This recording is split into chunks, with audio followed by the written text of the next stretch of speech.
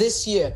But so she was one of the first to secure the rights for women to vote here. And in fact, a statue is going up in Westminster.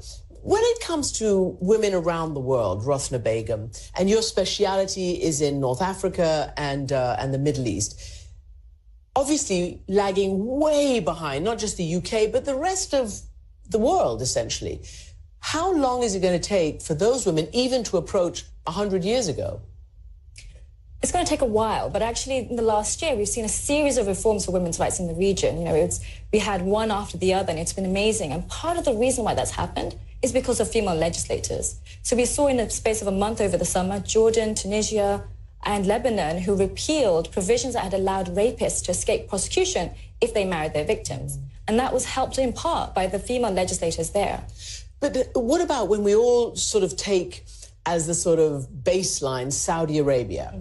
And everybody knows that in Saudi Arabia, women have almost no rights at all. But now comes this new crown prince who's promised a whole load of things, not just the right to drive. Is that serious? When you at Human Rights Watch do the analysis, is it really going to happen, and is it really going to make a difference?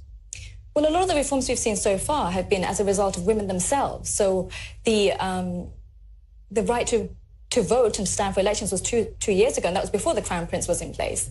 And that happened after 10 years of women fighting for that right. And they still had a lot of challenges. But just as an example, for instance, less than 2 months after, 38 women won as councillors, they were not allowed to sit in the same room as men. So they had to sit in a separate room and go by a webcam.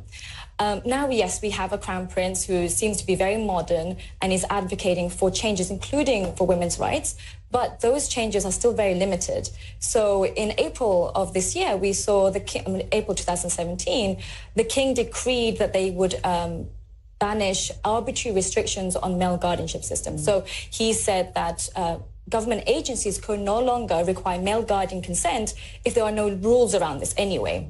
But so that means hospitals, for instance, who require male guardian permission for medical procedures, which there is no law for, but they do, that would now be banned. And let's just be absolutely clear. That means every Saudi woman can almost not put a foot in front of the other without a male in her family giving permission. And sometimes it's even her son or her nephew. That's right. So the male guardianship system right now requires women to have a male guardian who could be their son,